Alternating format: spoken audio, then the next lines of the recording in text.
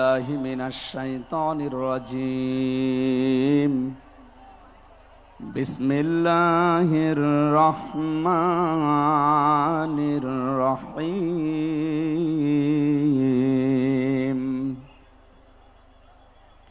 يا أيها الذين آمنوا ادخلوا في السلم كافة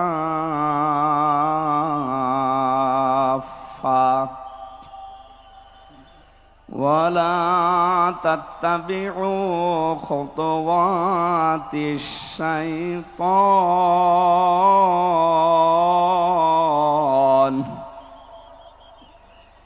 إنه لكم عدو مبين.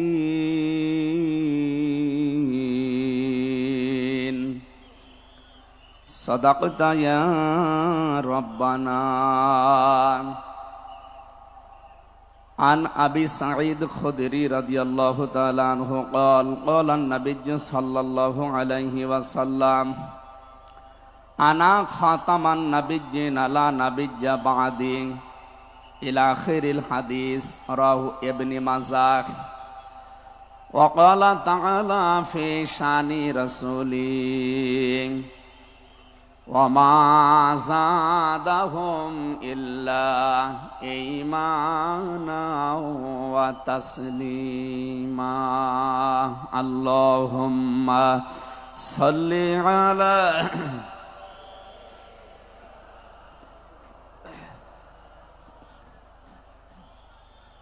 وعلى آل سيدنا مولانا محمد. بلغ العلا بكماله كشف الدجى بجماله حسنت جميع خصاله. صلوا عليه وآله. আলহামদুলিল্লাহ। আঞ্জুমানে খেদমতে কোরআন সিলেট 3 দিন ব্যাপী ঐতিহাসিক তাফসিরুল কোরআন মাহফিল এমসি কলেজ ময়দানে সমাপনী রজনীর স্বনামধন্য সভাপতি এ মাহফিলে তাফসির পেশ করবেন আন্তর্জাতিক খ্যাতিসম্পন্ন মুফাসসিরে কোরআন, হাজার হাজার আলেমের উস্তাজ শায়েখ সৈয়দ কামাল উদ্দিন জাফরি আতালাল্লাহু উমরাহু ওয়া বারাকাল্লাহু ফি হায়াতি। সকলে বলেন আমিন। এখানে তাফসির পেশ করবেন মুফাসসিরে কোরআন আল্লামা ইসহাক আল মাদানী। তাফসির পেশ করবেন বিশ্বনন্দিত মুফাসসিরে কোরআন, বাংলাদেশের কৃতি সন্তান শ্রদ্ধাভাজন বড় ভাই ডক্টর মিজানুর রহমান আজহারি দামাদ বারকাতুহুমুল আলিয়া। এ মঞ্চে বসা আছেন যারা সকল আম্বিয়াদের রুহানি সন্তান, সম্মানিত ওলামা ইকরাম, সামনে বসা মুসলমান ভাইরা, পর্দার আড়ালের সম্মানিতা মা এবং বোনেরা, প্রশাসনের ভাইরা, গোয়েন্দা বিভাগের দায়িত্বে যারা আছেন, বিশেষ করে এ মাহফিলের বরেণ্য সদস্য যারা, স্বেচ্ছাসেবকবৃন্দ, দল মত জাতি বর্ণ ধর্ম নির্বিশেষে কোরআনে কারিমের এই অনুষ্ঠান শুধু মুসলমানদের জন্য না, হাদা বায়ানুল লিন্নাস হুদাল লিন্নাস, মানুষ পদবাচ্যে যারা বিবেচিত সবার জন্য আজকের এই অনুষ্ঠান। যদিও মুসলমানেরা এটা সাজিয়েছে, সিলেট সহ আশপাশের 8-10টা জেলা থেকে আমরা জানি এখানে মানুষ এসেছে কোরআন শোনার জন্য। সুতরাং বাংলাদেশের ঐতিহ্যবাহী এলাকা হযরত শাহজালাল রহমতুল্লাহ আলাইহের পুণ্যভূমি সিলেট, কোরআন যারা আমরা শুনতে এসেছি মানুষ হিসাবে, আল্লাহ রাব্বুল আলামিন কোরআনে কারিমের তেলাওয়াতকৃত আয়াত থেকে দুনিয়া এবং আখিরাতে উপকার হয় এমন কিছু নিয়ে যাওয়ার তৌফিক আমাদেরকে যেন দান করেন, আমিন। যারা এখানে এসেছি মানুষ, কোরআনে কারিমের মূল প্রতিপাদ্য বিষয় হচ্ছে মানুষ। আমরা সে মানুষ নিয়েই কথা বলবো ইনশাআল্লাহ। যদিও 15.5 বছরে আমাদেরকে জীবিত মানুষদের কোরআন শোনানো থেকে বিরত রেখেছিল ফ্যাসিস্টরা। আমি শ্রদ্ধার সাথে স্মরণ করছি ঐতিহাসিক এই ময়দানে বিশ্বনন্দিত মুফাসসিরে কোরআন শহীদ আল্লামা দেলাওয়ার হোসাইন সাইদি রহমতুল্লাহ আলাইহি, আমি তার সাথে জেলখানায় দীর্ঘদিন 3টা বছর পাশাপাশি ছিলাম। তার অনেক স্নেহ, ভালোবাসা, আদর, মহব্বত আমি পেয়েছি। বিশেষ করে পাশাপাশি জেলে থাকার কারণে অনেক কিছু তার থেকে আমি নিতে পেরেছি। আল্লাহ যেন ওগুলো আমার প্র্যাকটিক্যাল লাইফে সেট করার তৌফিক দান করেন। যেহেতু তাকে হত্যা করা হয়েছে, এই জন্য নির্দ্বিধায় বলতে পারে তিনি শহীদ। যদিও অনেকে দেশে স্বীকৃতি দিতে চান না যে উনি না শহীদ হয়নি। আপনাকে কি আবার শহীদ হয়ে আবার মৃত্যুবরণ করে দেখানো লাগবে যে আমি শহীদ হলাম? শহীদ এই শব্দটা কত দামি আপনি জানেন? কোরআনে কারিমে রব্বুল আলামিন বলেন, ওয়ালা তাকুলু লিমান ইয়াকতালু ফি সাবিলিল্লাহি আমওয়াত বাল আহইয়াউ ওয়ালাকিন লা তাশউরুন। সূরা বাকারা 2 নম্বর পারা 2 নম্বর পৃষ্ঠার 12 নম্বর লাইনে আছে এটা। আল্লাহ বলেন, এ মুখ দিয়ে বলবা না যারা আমি আল্লাহর জন্য শহীদ হয়েছে তাদের মরে গেছে, মৃত্যুবরণ করেছে, তারা মৃত, এ কথা বলবা না। বরং তারা জীবিত, কিন্তু তোমরা টের পাও না। মুখের পরে মানুষ যে অন্তরে একটা ধারণা নিয়ে আসতে পারে, এজন্য মহান আল্লাহ অন্তরে ধারণা করতেও নিষেধ করেছেন। ওয়ালা তাহসাবান্নাল্লাযীনা কুতিলু ফী সাবিলিল্লাহি আমওয়াতা বাল আহইয়াউন ইনদা রাব্বিহিম ইরযাকুন। সূরা আলে ইমরান 4 নম্বর পারার 11 নম্বর পৃষ্ঠা 9 নম্বর 169 নম্বর আয়াতে আছে। আল্লাহ বলেন, ধারণাও করবা না যারে আমি আল্লাহর জন্য শহীদ হয়েছে, জীবন দিয়েছে, এ মানুষগুলো মারা গেছে, ধারণাও করবা না। মুখে তো বলাই যাবে না, অন্তরে ধারণাও করা যাবে না। বাল আহইয়াউন, বরং তারা জীবিত, ইনদা রাব্বিহিম ইরযাকুন, এবং তারা তাদের রবের কাছে রিজিক পাচ্ছে। বলেন সুবহানাল্লাহ। সুতরাং এই দেশে যারা শহীদ হয়েছে, অনেকে এখনো তাদেরকে স্বীকৃতি দিতে চান না। বিশেষ করে 2006 সালের 28 অক্টোবর থেকে শুরু করে 2024-এর 5 আগস্ট পর্যন্ত এ দেশের জন্যে, মানবতার জন্যে, ইনসাফের জন্যে, ন্যায় বিচারের জন্যে, মানবতার জন্যে, বৈষম্য দূর করার জন্যে যারা জীবন দিয়েছে, নির্দ্বিধায় আমরা বলতে পারি এ মানুষগুলো শহীদ। শহীদ আবু সাইদ, শহীদ মুগ্ধ, শহীদ রায়হান, শহীদ ফয়সাল, 2732 জন মানুষ আগস্টের 5 তারিখের আগ পর্যন্ত সবগুলো শহীদ। আল্লাহ যেন শাহাদতের সর্বোচ্চ মাকাম তাদেরকে নসিব করেন, বলেন আমিন। শহীদ আল্লামা দেলাওয়ার হোসাইন সাইদি রহমতুল্লাহ আলাইহি যদি বেঁচে থাকতেন, আজকের এই সিলেটের ময়দানে তিনি আসতেন। কোরআনে কারিম শুনে হাজারো মানুষ হয়তো দিনের দিশা পেত, তো জালেমরা তাকে ধোঁকা দিয়ে জেল থেকে বের করেছিল। আমার সামনে দিয়েই বের করে নিয়ে গিয়েছিল, পুরা ধোঁকা দিয়ে। ওনাকে আগের দিনও দেখলাম কি সুন্দর কথা বলছিল, আমাকে উপদেশ দিচ্ছিল। পরের দিন শুনলাম যে না, উনি অসুস্থ, পুরাটাই বানোয়াট। যে বলছে আপনি অসুস্থ, চলেন আপনাকে হাসপাতালে নিয়ে যাই, ওখান থেকে চিকিৎসার মাধ্যমে আপনাকে ছেড়ে দেওয়া হবে। উনি তো আনন্দেই বের হচ্ছিলেন, কিন্তু জালেমদের দুর্বিসন্ধি যে এত গভীরে ছিল কেউ বুঝতে পারে নাই, উনি নিজেও টের পান নাই। এই জন্যে প্রিজন ভ্যান থেকে নামার সময় আমরা দেখেছি একটা তৃপ্তির হাসি দিচ্ছিলেন। বলা হচ্ছে ওনার হার্টে অসুস্থ ছিল, হার্টের রোগ ছিল, এই কারণে। মানুষের হার্টে অসুস্থ হলে ওইভাবে মানুষ হাসতে পারে? বলেন। কারারক্ষী যারা সামনে ছিল তাদেরকে লম্বা করে সালাম দিয়েছিলেন, জিজ্ঞাসা করেছিলেন আপনারা কেমন আছেন। একজন হার্টের রোগী অসুস্থ মানুষ এই কথাগুলো বলতে পারে না, তার মানে এখন পোড়াটা পরিষ্কার, তাকে হত্যা করা হয়েছে। নবীজির কথা, দেওয়াল চাপা পড়ে মরলে যদি শহীদ হয়, সাপে কেটে মরলে যদি শহীদ হয়, নদীতে ডুবে মরলে যদি শহীদ হয়, গাছের নিচে পড়ে যদি মরে শহীদ হয়, অ্যাক্সিডেন্টে মরলে যদি শহীদ হয়, যাকে অন্যায়ভাবে মেরে ফেলা হয়েছে অবশ্যই তিনি শহীদ।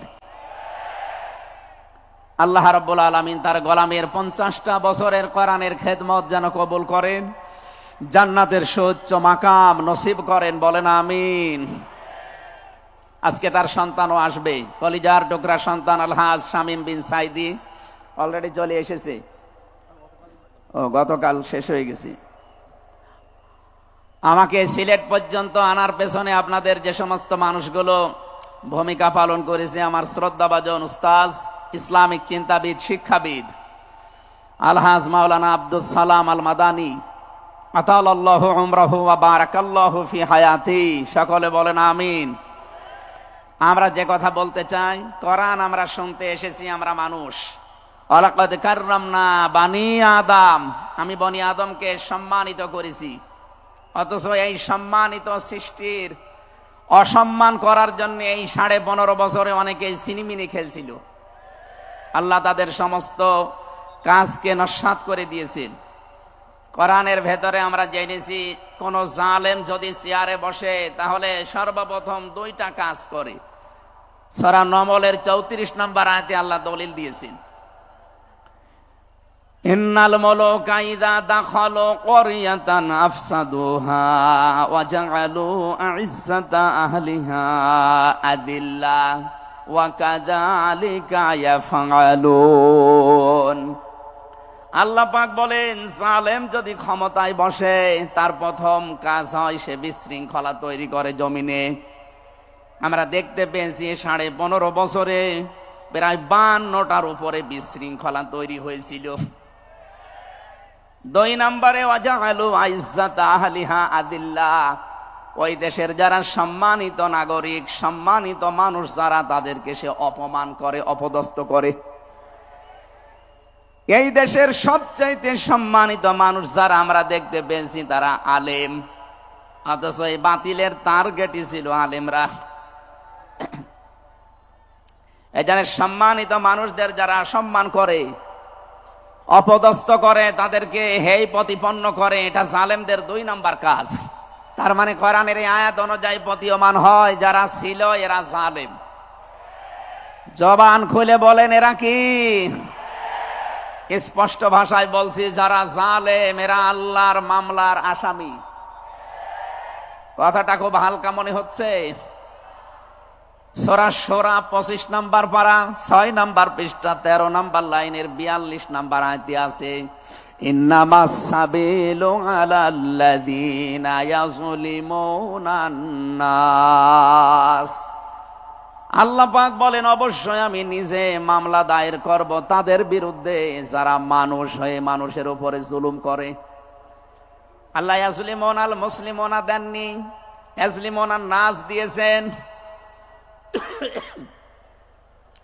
ইয়াজলিমুন শব্দটা মোজারে, আরবি গ্রামার অনুযায়ী এটা বর্তমান, ভবিষ্যৎ, প্রেজেন্ট, ফিউচার, 2টা কাল নিয়ে শব্দ গঠন করা।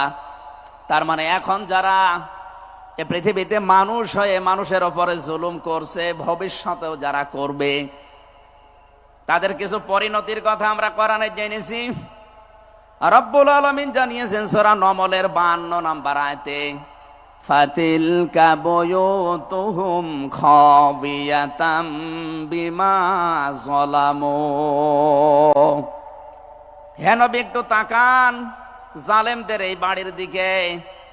এই সেই ঘরগুলো জুলুম করার কারণে ঘর আমি আজ পরিত্যক্ত বানিয়ে দিয়েছি, জনশূন্য করে দিয়েছি, উজাড় গৃহ বানিয়ে দিয়েছি।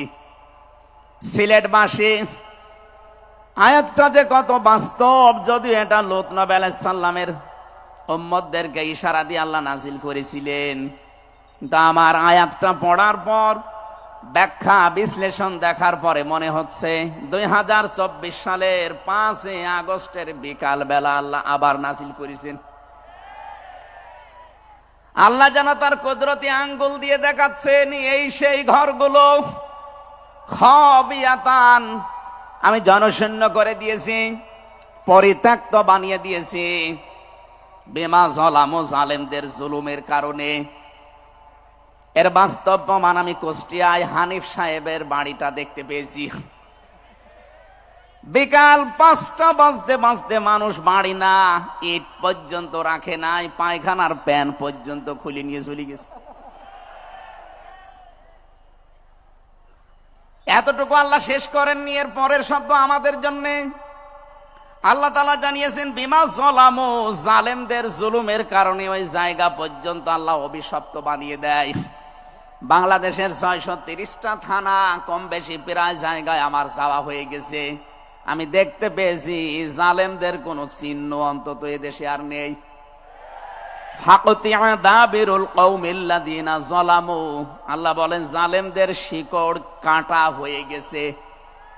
কতিয়া এটা মজহুল, এর ফাইল বা কর্তা জানা নেই। আল্লাহ বলেন জালেমদের শিকড় কাটা হয়ে গেছে, কে কেটেছে জানা নেই। সারা দেশে জালেমদের বাড়ি ঘরগুলোর দিকে এখন একটু তাকান। আমি তো যেই কয়টার দিকে তাকালাম দেখি মানুষ 8-9 জন 10 জন করে যায়, কেউ এদিকে কেউ এদিকে কেউ এদিকে, সব মনে হচ্ছে জামাতবদ্ধ টয়লেট চলছে। আল্লাহ জালেমদের বাড়ি পর্যন্ত অভিশপ্ত এমনি করে নাই, আমাদেরকে শিক্ষা দিতে চেয়েছেন এটা। এদের এত বড় শিকড় যদি সমূলে আমি উপড়িয়ে ফেলতে পারি, ইন্না ফি যালিকা লাআয়াতাল লিকাউমিন ইয়ালামুন। এখানে লামে তাকিদ আছে, এখানে কত আলেম বসে আছে, শব্দ শুরুই করেছেন আল্লাহ ইন্না দিয়ে, মাঝখানে লামে তাকিদ দিয়েছেন। আল্লাহ পাক বলেন অবশ্যই এর ভেতরে শিক্ষা আছে, কাদের জন্য? যারা জ্ঞানী সম্প্রদায়। সুতরাং এটা যেহেতু রেকর্ড হয়, সারা বাংলাদেশে কালকে ছড়াবে। সবাইকে উদ্দেশ্য করে বলছি, জালেমদের এত বড় শিকড় যদি আল্লাহ কেটে ফেলতে পারে, আগামীতে যারা চেয়ারে বসবেন ক্ষমতায়, তারা খুব চিন্তা ভাবনা নিয়ে রাষ্ট্র চালাবেন, আপনার দ্বারা যেন জনগণের উপরে জুলুম হয়ে না যায়। যদি আপনার দ্বারা জুলুম হয়, আগামী 5 বছর পরে আপনার বাড়িও দেখবেন শ্মশান হয়ে গেছে। আমি আশা করি আমার বক্তব্য আপনারা বুঝেছেন, এবং রেকর্ড হওয়ার পরে যারা শুনবে তারাও বুঝবে। আমি এটা বলতাম না, আমি দেখতে পাচ্ছি কিছু মানুষ ইদানিং উলট পালট কথা বলছে, এ কারণে আমি ইঙ্গিত দিলাম। এখনই যদি আপনি এরকম কিছু বলেন, কিছুদিন পরে বলতে পারেন না।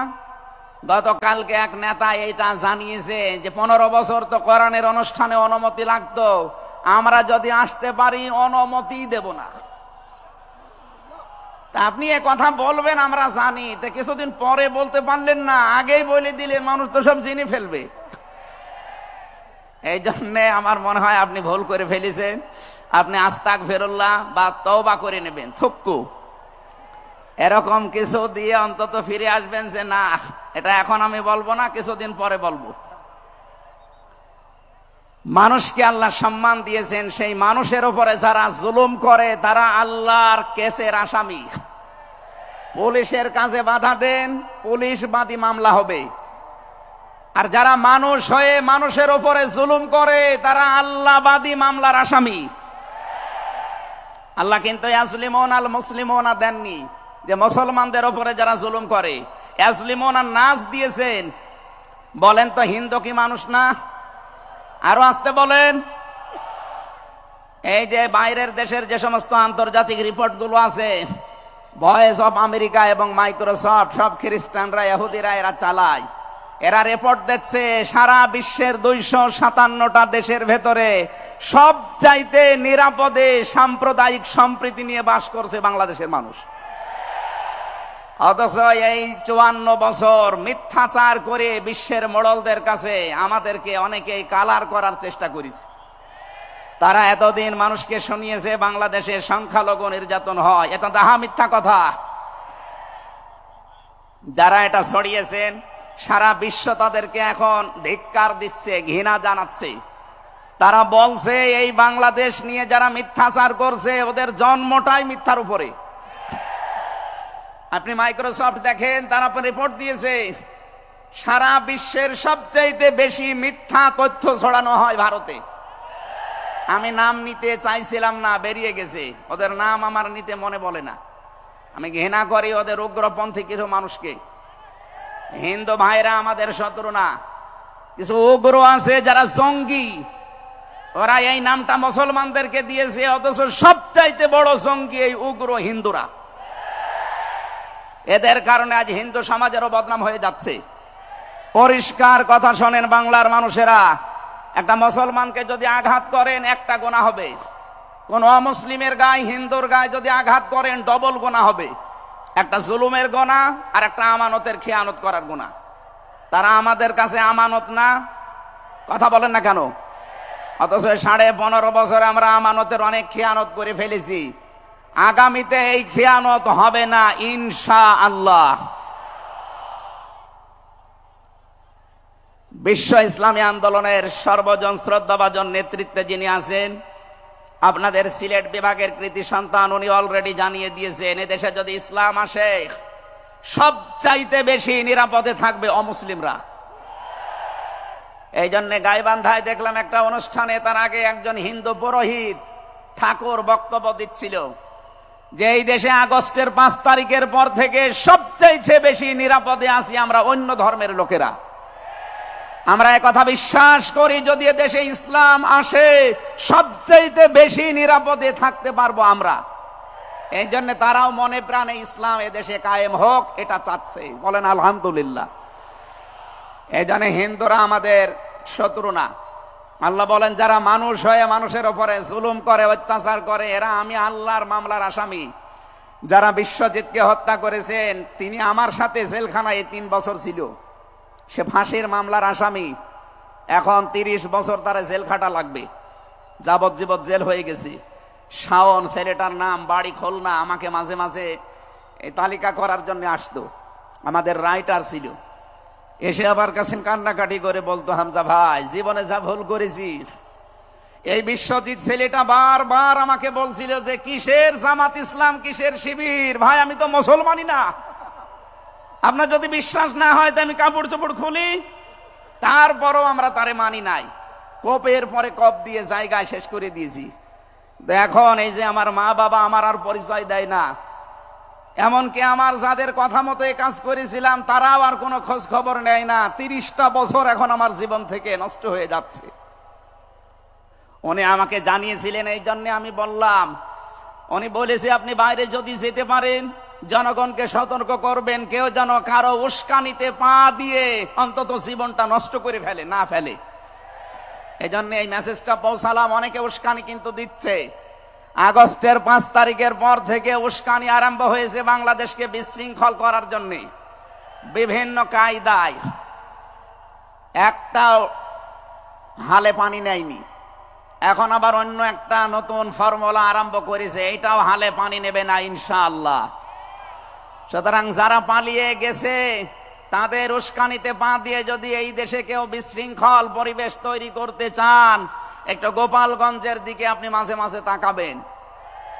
পেছনে কিভাবে লাল করে দিয়েছে প্রশাসন দেখেননি?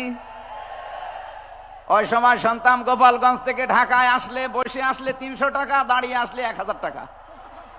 কি অবস্থা করেছিল, এটা দেখেও আপনার শিক্ষা হয় না। এই জন্য আমি সতর্ক করছি, আগামী থেকে আমরা যেন কারো উস্কানিতে পা দিয়ে বিশৃঙ্খল পরিবেশ তৈরি করে দেশটা অন্তত নৈরাজ্যের স্বর্গরাজ্য আমরা তৈরি করে না ফেলি। আল্লাহ যেন আমাদেরকে তৌফিক দেন কথা মেনে নেওয়ার, বলেন আমিন। তাহলে যারা মানুষ হয়ে মানুষের উপরে জুলুম করেছে তারা। মামলার আসামি কার? আরো জোরে বলেন কার? বৈষম্য বিরোধী ছাত্র আন্দোলনে যারা 9টা দফা দিয়েছিল, আমি কোরআনে কারিমের সাথে প্রায় 6টা দফা পেয়েছি। সূরা নাহালের 90 নম্বর আয়াতে 6টা আছে, আর বাকি জায়গা থেকে তারা আরো 3টা নিয়েছিল। তারা প্রথম যেটা নিয়েছে ওই ওয়ান জাস্টিস, আমরা ন্যায় বিচার কায়েম করতে চাই, এটা আল্লাহ 1500 বছর আগে জানিয়েছেন। সুবহানাল্লাহ বলতে পারেন নাই? আমরাও তো চাই এদেশে ন্যায় বিচার কায়েম হোক, কথা বলেন ঠিক কিনা? আর কোরআনে কারিম ছাড়া ন্যায় বিচার কায়েম করা সম্ভব না। আমান আমিলা বিহি ওজেরা আমান হাকামা বিহি আদালা। যদি কেউ আমল করে কোরআনের, তাকে আল্লাহ পুরস্কার দেবে। কেউ যদি এই কোরআনে কারিম কায়েম করতে পারে, তাহলে সে ন্যায় বিচার কায়েম করতে পারবে। সুতরাং এদেশে যারা শহীদ হয়ে গেলেন জীবন দিয়ে, তাদের যে উদ্দেশ্য, এ উদ্দেশ্য যেন সামনে সফল হয়, আমরা সবাই সেই চেষ্টায় থাকবো ইনশাআল্লাহ। সতর্ক করছি এ কারণে, 1628 জন মানুষ দায়িত্বে ছিলেন বাংলাদেশে, ডাইরেক্ট ইনডাইরেক্ট মিলে।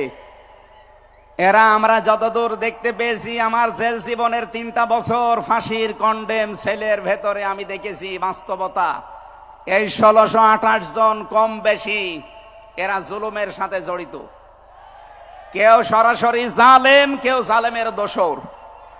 কথা বলেন, জালেমরা টার্গেট কার? আরো জোরে। এজন্য আপনারা আল্লাহর মামলার আসামি। বাদী যত বড় হয়, মামলা তত কঠিন হয়। আমাদের মামলা, আলেমদের মামলার বাদী সব ছিল সরকার, এই জন্য আলেমদের কোনো জামিন নেই। আমার মামলা 30 বারের উপরে উঠেছে, সিএমএম কোর্ট, জজ কোর্ট, হাইকোর্ট মিলে। জামিন হবে না, কারণ আমার নামের আগে আলেম আছে। আমার নামের আগে যদি লয়দীর্ঘি গ থাকতো, আমি 3 বছর না 3 দিনও আমার জেলে থাকা লাগতো না।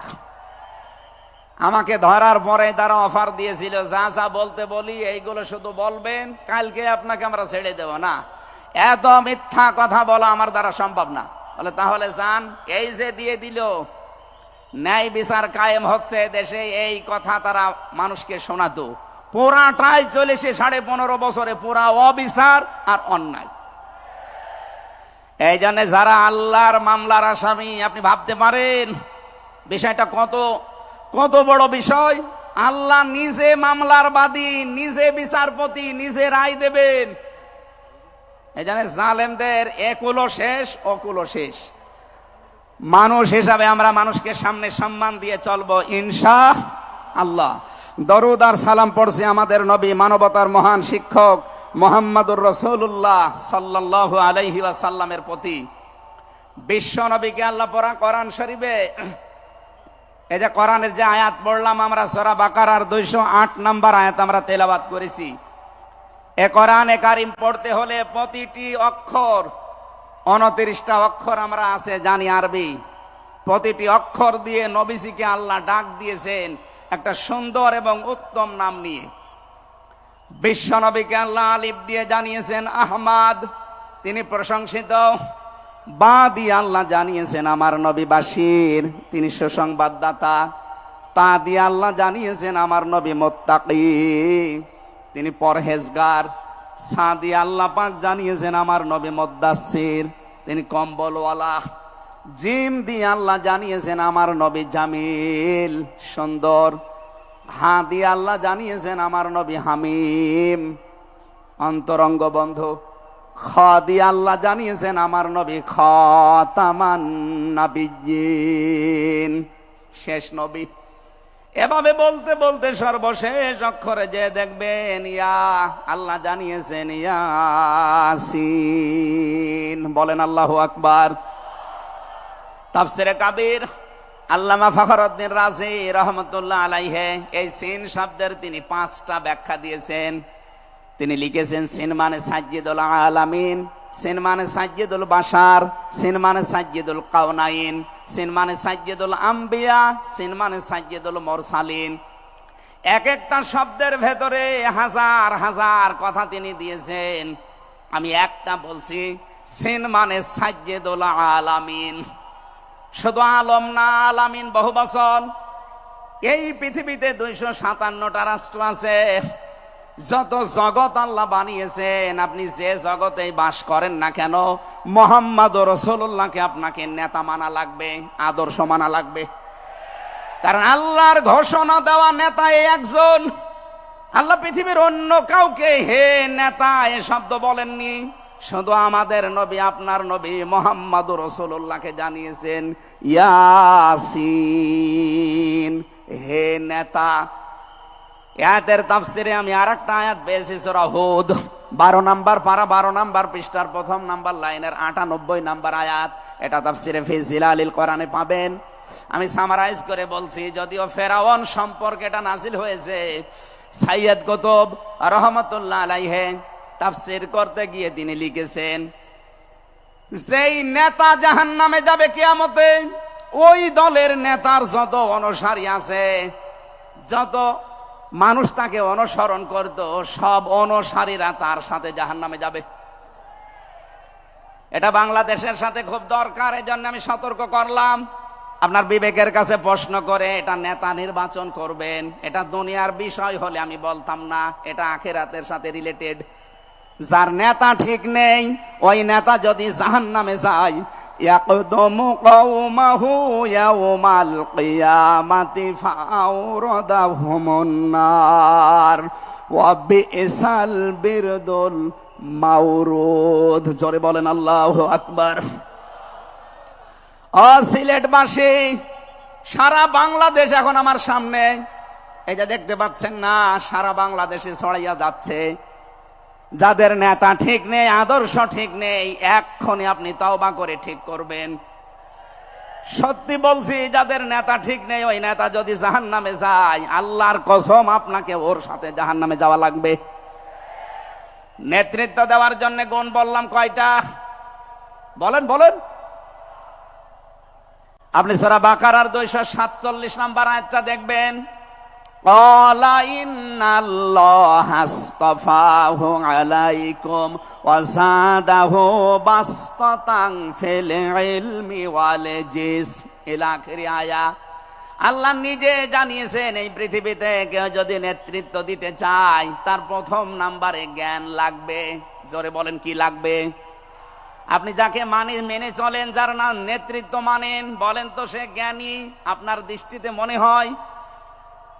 যে লোকটা কথা বলতে পারে ঈদুল ফিতরের জানাজার নামাজ আগামীকাল অনুষ্ঠিত হবে, ওর জ্ঞান কেমন আপনি টের পাচ্ছেন না? এই কথা বলে না কেন? এই জন্য নেতৃত্বের সামনে কেউ দিতে চাইলে তাকে জ্ঞানী হওয়া লাগবে, আসমানের জ্ঞানী হওয়া লাগবে। যাবতীয় জ্ঞান, জাগতিক জ্ঞান তো লাগবেই, মাস্ট বি। এইটার জ্ঞান লাগবে। কোনটার বলেন? 2 নম্বরই আমি বেশি নেতা হওয়ার জন্য লাগবে। কেউ যদি সীমা লঙ্ঘন করে, কথাবার্তার কাছে কামে, সে নেতৃত্ব দেওয়ার যোগ্যতা হারিয়ে ফেলে। এটা সূরা শুআরার 152 নম্বর আয়াতে পাবেন। বাংলাদেশে আমরা এই কয়েকদিন ধরে দেখতে পাচ্ছি, ডক্টর মিজানুর রহমান আজহারী উনি একটা ইঙ্গিত দিয়েছেন, আর কেউ কেউ তার কথাটা ধরে মাথার কল্লা পর্যন্ত 10 লাখ টাকা ঘোষণা দিয়ে দিয়েছে। আপনার এত টাকা যে একজন মানুষের মাথার দাম আপনি 10 লাখ ঘোষণা দিয়ে দিলেন, তাও আপনি একজন পীর। এটাকে পীর না শয়তান? দুদককে বলবো, যারা 10 লাখ টাকা মানুষের মাথা ঘোষণা দিতে পারে, তার টাকা আছে কত আপনারা খোঁজ নিন। এক কথা বলেন না কেন? এই পীরগুলোকে আমরা মানুষকে 50,000, 5 লাখ, 10 লাখ টাকার কম্বল বিতরণ করতে দেখি না এই শীতে। তারা মানুষের মাথা চায় 10 লাখের বিনিময়ে। কি হয়েছে? সে একটা অসংলগ্ন কথা বলেছে, এই কারণে। আপনি 2 ঘন্টা কথা বলেন তো, আমি আপনার 50টা ভুল ধরবো। আমরা 1.5 ঘন্টা 2 ঘন্টা কথা বলে একটা স্লিপ অফ টান হলে সেইটা নিয়ে এই যে কেরামান কাতিবিন উনি একটা কি বলতেছে বলে ফেলেছে। আরে ভাই, আমাদের বয়সই কত? আমার বয়স এখন 33, মিজান ভাই আমার 5 বছরের বড় মাত্র।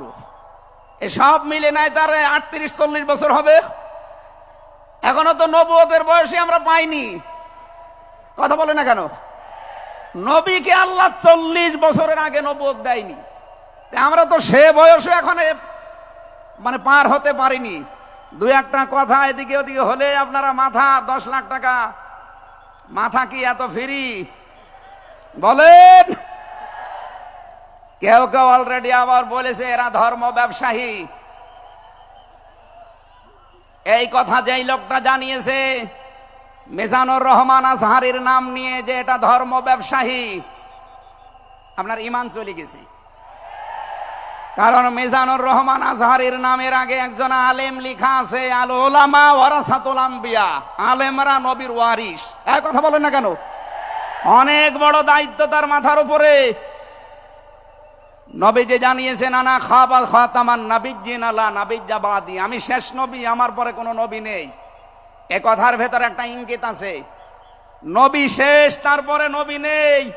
অথচ আদম নবী থেকে শুরু করে হযরত ঈসা নবী পর্যন্ত আমরা দেখেছি এক নবী শেষ হওয়ার পরে আর এক নবীর উপরে এ দায়িত্ব এসে পড়তো।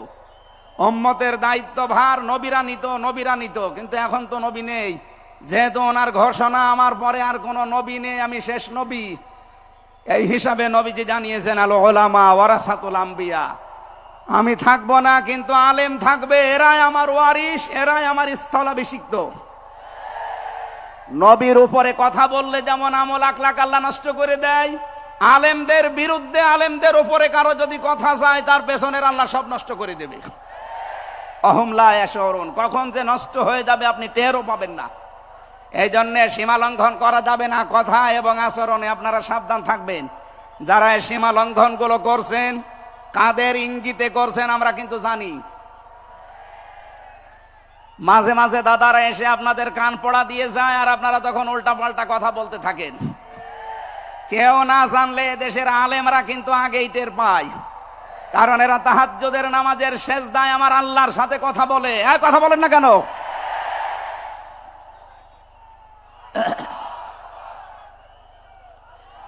ঠিক আছে, এই জন্য যারাই যা কথা বলবে না কেন, কারো কান পড়ায় কান দিয়ে সীমা লঙ্ঘন করবেন না। আমি আশা করি কি বোঝাতে চাই আপনি বুঝেছেন। নেতৃত্ব দিতে হলে সীমার ভেতরে থাকবেন। 3 নম্বরে আমি পেয়েছি সূরা কাহফের 28 নম্বর আয়াতে যে গাফেল হওয়া যাবে না যারা নেতা হবে। অথচ এই দেশে আমরা দেখি এই 54-53 বছরে যারা নেতৃত্ব দিয়েছে অধিকাংশ গুলোই গাফেল। আল্লাহর এই কোরআন সম্পর্কে তারা গাফেল, মানবতার সম্পর্কে তারা গাফেল ছিল। 4 নাম্বারটাই পেয়েছি সূরা নিসা, এইটা আমার মনে হয় না বলাই ভালো, না এইটা বললে সমস্যা আছে। আমি শুধু আয়াত বলে দিচ্ছি, বাড়ি যে মিলান আমি বাংলাও বলবো না। সূরা নিসা 5 নাম্বার পারার 2 নাম্বার পৃষ্ঠার 11 নাম্বার লাইনের 34 নাম্বার আয়াত। আল্লাহ রাব্বুল আলামিন, বাংলা বলবো, আর রিজালু কাওয়ামুনা আলান নিসা, নেতা হবে পুরুষ, মহিলা নেতা হতে পারবে না। এটা একটু আস্তে বলেন, আমার ভয় করে। এই জন্য আমরা সামনে যারা নেতা হবে তারা যেন পুরুষ হয়। কথা বলেন ঠিক কিনা? নবীজি জানিয়েছেন লা ইউফলিহা কওমুন, ওই জাতি কখনো সফল হতে পারে না যে জাতির নেতৃত্বে কোনো মহিলা বসে আছে। আমার এই হাদিসটা 100% বিশ্বাস হয়, আপনাদের না 98 ভাগ? এই হাদিস 100% বিশ্বাস করেন কারা? দেখি লিল্লাহে তাকবীর। এই দেখেন তো, হাত তোলেনি কে? আলহামদুলিল্লাহ। ঠিক আছে, বসেন বসেন বসেন, তাফসীর মাহফিলে বসেন।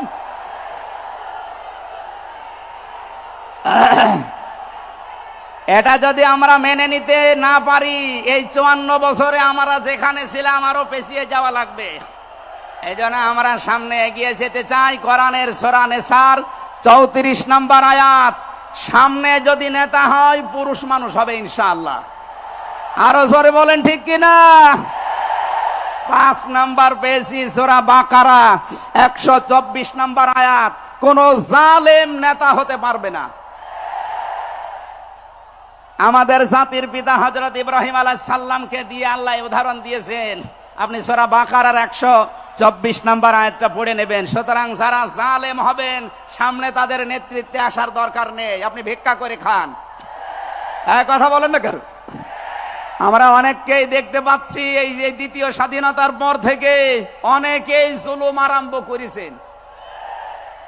আপনারা থামবেন? আমরা সবাই মাজলুম এই দেশে, শুধু ওই 14 দল বাদ দিয়ে।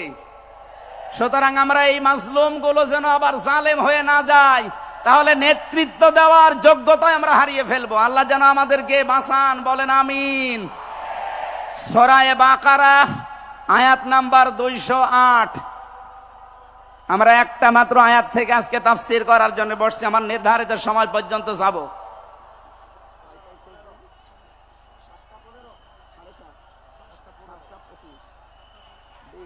ঠিক আছে, জবান খুলে দিয়ে আগে পড়ে না। আউযু বিল্লাহি মিনাশ শাইতানির রাজিম। বিসমিল্লাহির রহমানির রহিম। ইয়া আইয়ুহাল্লাযীনা আমানু দুখুলু ফিস সিলমি কাফা। এ পর্যন্ত থাক। যেহেতু ডক্টর মিজানুর রহমান আজহারি আর 20-25 মিনিট পরে চলে আসবে, এই জন্য আমরা এ পর্যন্ত থাক। 3 ভাগের 1 ভাগ আমরা পড়লাম। সূরা বাকারা আল্লাহ তাআলা ডাক দিয়েছেন ইমানদারকে। কাকে বলেন তো? আমরা ইমানদার না বেঈমান? ঈমান আনার আগে একটা কাজ করা লাগে। আল্লাহর ঘোষণা, ফামাই ইয়াকফুর বিত-তাগুত ওয়া ইউমিন বিল্লাহ। কেউ যদি ঈমান আনতে চায় তার প্রথম কাজ হবে সে যেন তাগুত ছেড়ে দেয়। এদিকে কি মানুষের চাপে, মানুষের চাপে এগুলো হচ্ছে নাকি? আপনারা একটু ধৈর্য ধরেন। আসলে এনাদের তো আর জায়গা নেই, আর কোথায় পাবে জায়গা? এখানে শুনলাম আসার আগে 8 থেকে 10 লাখ মানুষের ওনারা ব্যবস্থা করেছে। এরপরও বাইরে যে অবস্থা দেখলাম, কমপক্ষে 15 থেকে 16 লাখ মানুষ আজকে এই সিলেটের ময়দানে এসেছে কোরআন শোনার জন্য। আলহামদুলিল্লাহ। সম্মানিত ভাইরা, আমরা যেটা বলতে চাচ্ছি, ঈমান আনার আগে আল্লাহর নির্দেশ যে তাগুত ছেড়ে দাও, তাহলে ফাকাদ ইসতামসাকা বিল উরওয়াতিল ওয়াসকা, এমন একটা মজবুত রশি ধারণ করতে পারবা, লাং ফিসামা লাহা, যা ছিঁড়ে যাবে না। এ বাংলাদেশ সহ বিশ্বে আমরা যারা ঈমানের দাবি করি, অনেকে তাগুত ছেড়ে না দিয়ে ঈমান এনেছি। এজন্য বিপদ আসলে ঈমান আর টেকে না। পক্ষান্তরে যারা তাগুত ছেড়ে দিয়ে ঈমানের দাবি করতে পেরেছে, এই মানুষগুলোর ঈমানের যত পরীক্ষা হয় তাদের ঈমান তত মজবুত হয়। শহীদ আল্লামা দেলাওয়ার হোসেন সাঈদী তার 1 নম্বরে প্রমাণ। কথা বলেন না কেন? 13টা বছর জীবনে একটা ঘরে কাটিয়েছে, তারপরও তিনি মাথা নত করেন নাই। কারণ তাগুত ছেড়ে দিয়ে ঈমান এনেছিলেন। তাগুত ছেড়ে না দিয়ে যদি ঈমান আনতেন তিনি টিকে থাকতে পারতেন না। আমি বহু মানুষ জেলে দেখেছি, বহু আলেমকে দেখেছি, তারা টিকে থাকতে পারে না, আল্লাহকে পর্যন্ত দোষারোপ করে। ডক্টর শফিকুল ইসলাম মাসুদ, দেলাওয়ার হোসেন শিবিরের সাবেক সভাপতি, নাম নিয়ে বলছি এই কারণে, এই মানুষগুলো ঈমান এনেছিল তাগুত ছেড়ে দিয়ে। দেলাওয়ার ভাইকে তার গরম করে লজ্জাস্থানে ঢুকিয়েছে, পুরুষাঙ্গ নষ্ট করে দিয়েছে। 57 দিন লোকটা রিমান্ডে ছিল, তারপরও টলাতে পারে না জালেমরা। কিন্তু যারা ঈমান এনেছে তাগুতের সাথে মিল মহাব্বত রেখে, আপনি তাকান, আগস্টের 5 তারিখের পরে তারা অনেকেই বেঈমান হয়ে গেছে। জাতীয় মসজিদের সাবেক ইমাম, কথা বলে না কেন? 5 তারিখের পরে পালিয়েছে, পৃথিবীর ইতিহাস পাল্টিয়ে দিয়েছে। জাতীয় মসজিদের ইমাম পালিয়ে যায়, এটা একটা লজ্জা না? এমপিরা নাই পালিয়ে গেল, আপনি কেন পালাবেন? কিছুদিন পরে জোর করে এসেছিল ইমামতি আবার করব, জনগণ জুতা দিয়ে পিটিয়েছে। পরের দিন স্ট্যাটাস দিয়েছে, জনগণ জুতা দিয়ে পিটিয়েছে, তাই কি আমার গায়ে লাগেনি। মানুষ কত নিচে নামতে পারে। তার বাবা তো একজন ভালো মানুষ ছিল, একজন আলেম ছিল, তো কি এসেছে আল্লাহ জানে, একটা জালেমাকে সে নাম দিয়েছে কওমি জননী। এই নামটা যেই দিন দেয় সেদিন জেলখানায় ওনার নামে বদদোয়া হয়েছে। মাওলানা মামুনুল হক সহ যত আলেম ছিল আমরা এক জায়গায়, ওনারা বলছিল যে করলো কি হেফাজত ইসলামের 13 সালে এতগুলো মানুষ হত্যাকারী যার হাতে রক্ত লেগে আছে, আর সেই লোকটাকে নাম দিয়ে দিল কওমি জননী। আমাদের মাথা কাটা গেল। এরকম হাজারো আলেম, হাজারো পীর, হাজারো মুসলমানের দেশে ঈমান রাখতে পারে নাই, কারণ তগুতের সাথে সম্পর্ক রেখে ঈমানের দাবি করত। আল্লাহ বলেন ঈমান আনতে হলে আগে তগুত ছেড়ে দাও, এরপরে ঈমানের দাবি করো। উদখুলু ফিস সিলমি কাফা, ঈমানদার যারা তারা প্রবেশ করো পুরোপুরি ভাবে ইসলামে। এখানে সিলমন বা সালমন, সিনের উপরে জবর দিলে হয় সালমন মানে শান্তি, সিনের নিচে জের দিলে হয় সিলমন মানে ইসলাম। আল্লাহ রাব্বুল আলামিন ঈমানদারকে ডাক দিয়ে জানিয়েছে তোমরা প্রবেশ করো, যেহেতু সিলমনটা আছে এজন্য ইসলাম নেওয়া লাগবে। আমি যতগুলো তাফসীর বিশ্ববিদ্যালয়ে থাকাকালীন মিলিয়েছিলাম এই সিলমন দিয়ে। আমি ভার্সিটিতে থাকাকালীন প্রায় 42টার উপরে এক জায়গায় মিলিয়েছি, যে দেখি সবাই কি বলে। প্রত্যেক মুফাসসির এখানে শান্তি না, এখানে নিয়েছেন তারা ইসলাম অর্থে তোমরা পুরাপুরি ইসলামে প্রবেশ করো। এখন আমরা যদি প্রশ্ন করি পুরাপুরি ইসলামে প্রবেশ করার অর্থ কি, কোরআন শরীফ থেকে আমরা ব্যাখ্যা বিশ্লেষণ দিয়েছি যে 5টা বিষয় যখন দেখবেন আপনার ভেতরে আছে, তখন বুঝবেন আমি পুরাপুরি ইসলামে প্রবেশ করেছি। জোরে বলেন সুবহানাল্লাহ। আমি তাফসীর থেকে যে নোটগুলো নিয়ে এসেছি তার 1 নম্বরে আপনি যখন দেখবেন যে আপনি আত্মসমর্পণ করে ফেলেছেন, 2 নম্বরে আপনার ভেতরে ইখলাস তৈরি হয়েছে, 3 নম্বরে আপনার বিশুদ্ধ আকীদা তৈরি হয়ে গেছে, 4 নম্বরে আপনার চরিত্র উন্নত হয়েছে, 5 নম্বরে আপনার লেনদেনের স্বচ্ছতা এসেছে। এই 5টা কাজ যখন আপনি দেখবেন তখন মনে করবেন যে আমি ইসলামে পরিপূর্ণ প্রবেশ করেছি।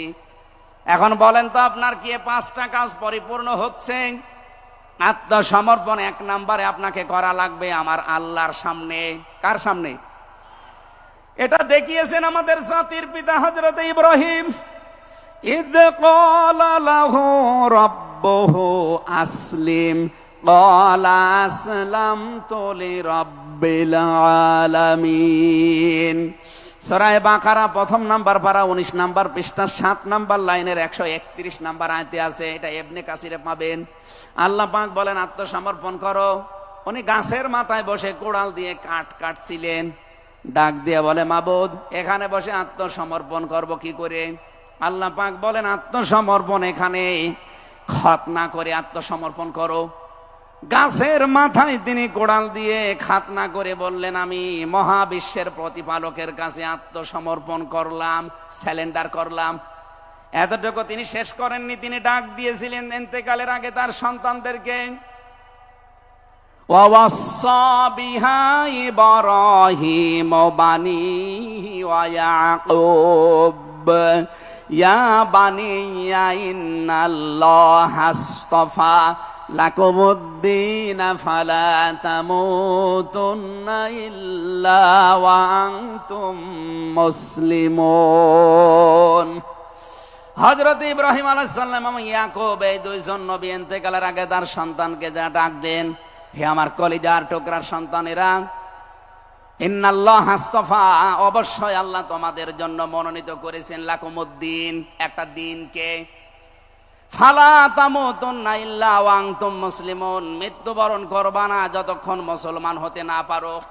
এবার আসেন তো ইব্রাহিম আমাদের জাতির পিতা, হযরত ইয়াকুব আলাইহিস সালাম তাদের সন্তানদেরকে ইন্তেকালের আগে নসিহত করলেন যে তোমাদের জন্য আল্লাহ একটা দিন মনোনীত করেছেন। কি মনোনীত করেছেন? দিন কি? এ রাতের পরে যেটা আসবে ওই দিন। বলেন বলেন। কবরে গুরুত্বপূর্ণ যে প্রশ্নগুলো তার ভেতরে এটা একটা, মা দীনুকা, দিন কি? এটা যদি আপনি ক্লিয়ার হতে না পারেন কবরে যে প্রশ্নের জবাব দিতে পারবেন না। এজন্য এই বিষয়টা নিয়ে বিস্তারিত আমাদের জানা শোনা দরকার। দিন বলতে আল্লাহ নিজে আবার ব্যাখ্যা দিয়েছেন। দিন কি জানো? ইব্রাহিম নবী যেটা, ইয়াকুব নবী যেটা তার সন্তানদেরকে বারবার ওসিয়ত করছিল ইন্তেকালের আগে, আল্লাহ তোমাদের জন্য একটা দিনকে মনোনীত করেছেন। সেই দিন হচ্ছে ইসলাম। জোরে বলেন সুবহানাল্লাহ। ইন্নাদ-দীনা ইনদাল্লাহিল ইসলাম। অবশ্যই আমি আল্লাহর কাছে মনোনীত একটাই দিন আছে, তার নাম, আরো জোরে বলেন। এখন পৃথিবীতে প্রায় 4,500-এর উপরে ধর্ম আছে, দিন আছে। 4,500 ধর্মের কোন দিনের উপরে, ধর্মের উপরে আমার আল্লাহ রাজি নেই, খুশি নেই, তিনি পছন্দ করেন না। একটাই মাত্র দিনকে তিনি মনোনীত করেছেন, পছন্দ করেন, তার নাম ইসলাম।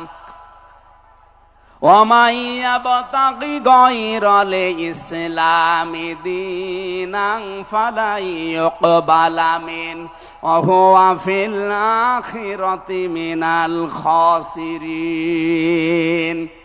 সূরা আলে ইমরান 3 নম্বর পারা 20 নম্বর পৃষ্ঠা 4 নম্বর লাইনের 85 নম্বর আয়াতে আছে, এ পৃথিবীতে কেউ যদি ইসলাম বাদ দিয়ে অন্য কোন নিয়ম নীতি, অন্য কোন দিন অনুসরণ করে, ফালাই ইউকবালা মিন, জীবনে আর কোনো কিছু আল্লাহর দরবারে কবুল হচ্ছে না, হবে না। ইউকবালা এটা মোজারে, বর্তমান, ভবিষ্যৎ, প্রেজেন্ট, ফিউচার। এর আগে লান এসেছে, মোজারের আগে লান আসলে আরবিতে বাংলা অর্থ দাঁড়ায় জীবনেও হবে না, কোশ্চিন কালো সম্ভব না। আল্লাহ যদি গ্যারান্টি দিয়ে বলে ইসলাম বাদে অন্য কোন নিয়ম নীতি দিয়ে অন্য কোন ধর্ম পালন করলে আমি আল্লাহ রাজি হব না, কেউ রাজি করাতে পারবে? এতটুকু আল্লাহ শেষ করেননি, পরেরটা আরো কঠিন। অহুয়া ফিল আখিরাতি মিনাল খাসিরিন। আল্লাহ পাক বলেন ওই লোকটা সবচাইতে বড় ক্ষতিগ্রস্ত হবে আখিরাতে। বলেন নাউজুবিল্লাহ। সিলেটবাসী আমাদের জীবন এদিকে ওদিকে করে হয়তো কেটে যাবে, কিন্তু মরণের পর আমরা যদি ক্ষতিগ্রস্ত হয়ে যাই, এই আসল জীবনে যদি আমাদের নষ্ট হয়ে যায়, তাহলে আমরা এই ভুল পথে থেকে আমাদের জীবনটা নষ্ট করব কোন কারণে? যত নিয়ম নীতি আছে আজকে থেকে সব মাইনাস করবেন, সব বাদ দিয়ে দেবেন। ইসলাম বাদ দিয়ে কোন নিয়ম নীতি দিয়ে আল্লাহকে রাজি করানো যাবে? তাহলে ইসলাম বাদ দিয়ে বিয়ে শাদী হবে? বলেন বলেন। ইসলাম বাদ দিয়ে পরিবার নীতি হবে? ইসলাম বাদ দিয়ে রাজনীতি হবে? এটা হতে পারে। হ্যাঁ, কিছু মানুষ এখন কথায় আরম্ভ করেছে যে উঠলে আপনি রাজনীতির কথা বলেন। আরে ভাই, রাজনীতি যদি কোরআনে না থাকতো আমি ওই আয়াতটাই পড়তাম না। এর ভেতরে নামাজের কথা মাত্র 82 জায়গায় আছে। কয় জায়গায়? বলেন বলেন। রোজা রাখা ফরজ মাত্র 1 জায়গায় আছে। হজ করা ফরজ মাত্র 1 জায়গায় আছে। আর রাজনীতি কোরআন দিয়ে করা লাগবে এটা 903 জায়গায় আছে। সুবহানাল্লাহ বলতে পারেন না? কোরআন শরীফ আমি যতটুকু পড়েছি আমার এতটুকু আয়ত্ত হয়েছে। নামাজের চাইতে, হজের চাইতে, যাকাতের চাইতে সব চাইতে বেশি আলোচনা দিয়েছেন আল্লাহ রাজনৈতিক বিষয়ে। সেইটা যদি আমি বলতে না পারে যে আমি কি রামায়ণ থেকে, গীতা থেকে আপনাদের আলোচনা শোনাবো? এজন্য সাফ কথা, দিন ইসলাম, ইসলাম বাদ দিয়ে অন্য কোন নিয়ম নীতি মানা যাবে না। আমি সেদিন যশোরে এক কলেজের অধ্যাপককে, বিসিএস ক্যাডার উনি, ওনাকে বলেছিলাম আপনাকে জোর করি না স্যার, আপনি শুধু আমার ধর্মীয় গ্রন্থ এই কোরআনে কারিম একটু বুঝে বুঝে পড়েন। 3 মাস সময় দিলাম আপনাকে। 3 মাস পরে, যেহেতু জ্ঞানী মানুষ, 3 মাসের পরে দেখি মুসলমান হয়ে গেছে। এজন্য অন্য ধর্মের যারা আছেন, রেকর্ড হচ্ছে, আপনাদেরকে আমরা জোর করব না। আমাদের ধর্মে জোর নেই, লা ইকরাহা ফিদ্দিন। আমাদের ধর্মে জোর আছে, জবরদস্তি নেই, জোর নেই। এই জন্যই তো 850 বছর এই এলাকা মুসলমানরা শাসন করেছে, একটাও মন্দির ভাঙে নাই। অথচ আমরা আমাদের প্রতিবেশী রাষ্ট্রে দেখতে পাচ্ছি এরা অনেকগুলো মসজিদ অলরেডি ভেঙে দিয়েছে, ধোয়া ধোয়া তুলে। ওরা বলছে 500 বছর আগে এখানে নাকি মন্দির ছিল।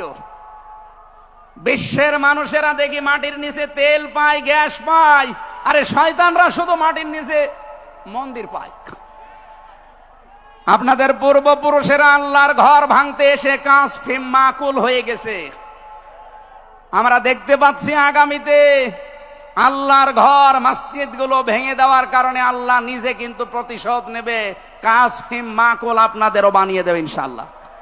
এজন্য প্রতিবেশী হিসাবে সতর্ক করলাম, যদি ভালো লাগে মেনে নিন, ভালো না লাগলে নিজের পায়ে নিজে কোড়াল লাগান। আমার কথার অর্থ বোঝেননি? সুতরাং পৃথিবীতে দিন ইসলাম বাদ দিয়ে কোন ধর্ম সব মানুষের বানানো তৈরি করা।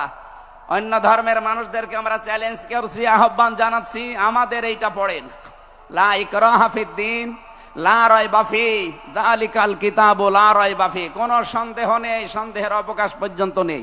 এখানে আসেন, যদি মনটা আপনার ভালো থাকে, টনি বেলারের শালিকা লরেন বুথকে যেভাবে হেদায়েত দিয়েছে আপনাকেও দিতে পারবে ইনশাআল্লাহ।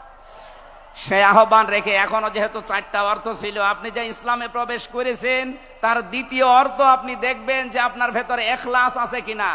আপনি কি লোক দেখানো কাজ করেন না আল্লাহর জন্য করেন, এইটা দেখবেন। 3 নম্বরে আপনার আকীদা শুদ্ধ আছে কিনা।